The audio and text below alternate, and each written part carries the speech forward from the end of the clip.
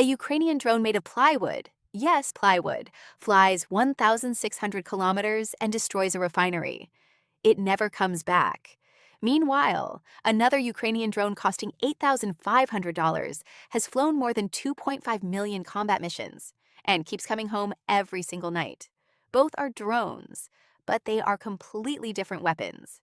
And if you mix up drone, UAV, and UCAV, this video fixes that in 6 minutes.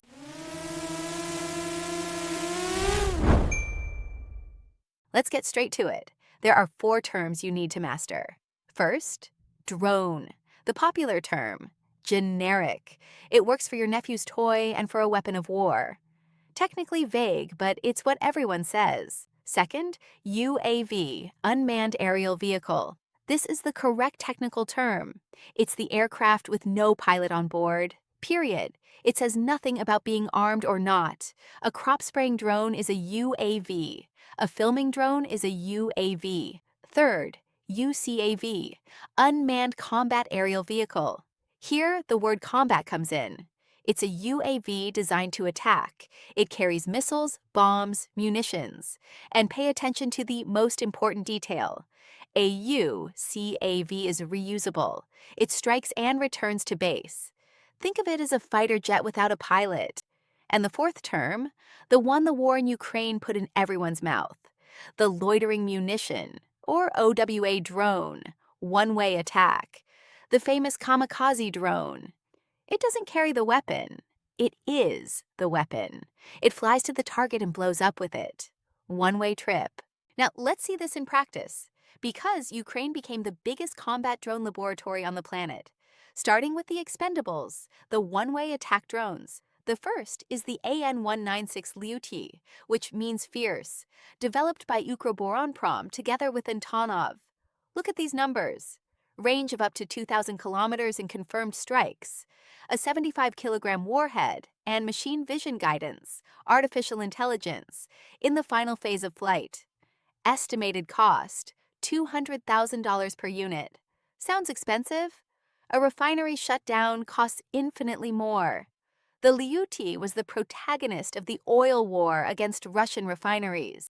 But the real game changer is the second example, the FP1, from the private company Firepoint. Range of 1,600 kilometers, warhead of up to 120 kilograms, and the body is made of plywood. Wood. Why? Because it will fly once. There's no point spending on carbon fiber for a drone that's going to explode. The result?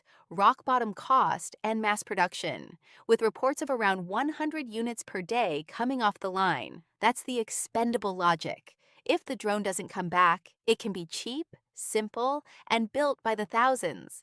The mission is worth more than the platform. Quick honorable mentions: the UJ-26 Beaver, used against airfields, and the FP2, a short-range version specialized in hunting air defense systems. Now the other side of the coin, the reusables. The star here is the Vampire, from the Ukrainian company Skyfall, a heavy hexacopter, 6 rotors, that the Russians themselves nicknamed Baba Yaga, the flying witch of Slavic folklore. And the nickname fits. It attacks in the middle of the night with a thermal camera, and its sound became psychological terror on the front line. Vampire numbers: payload of about 15 kilograms, mortar rounds, shaped charges, even adapted anti-tank mines. Range that started at 20 kilometers and now reaches 60 in the newer versions. Cost per unit, about $8,500, half of what it cost in 2022. And now the number that justifies this entire video. The Vampire has completed more than 2.5 million combat missions and was ranked the most effective strike system on the battlefield in 2025, according to data from Ukraine's own drone performance program. See the difference in philosophy? Because it comes back, it's worth putting an expensive thermal camera on it, anti-jamming systems, advanced electronics. The cost gets spread across thousands of flights. It also does remote road mining and even logistics, delivering supplies to troops. And I can't skip the classic UCAV example, the Turkish Bayraktar TB2, Fixed wing, which became famous early in the war, firing guided munitions and returning to base. Air defenses have reduced its role today, but it remains the textbook example of what a UCAV is. So what's the big lesson? The choice between expendable and reusable is not technical. It's economic and doctrinal. The FP1 accepts a wooden body because it flies once. The Vampire demands a field workshop, checklists, and maintenance because it flies thousands of times. Two opposite design philosophies, and both work, each in its own role. Recapping in 15 seconds. Drone, popular, generic term. UAV, the aircraft's technical term. UCAV, reusable combat drone, strikes and returns.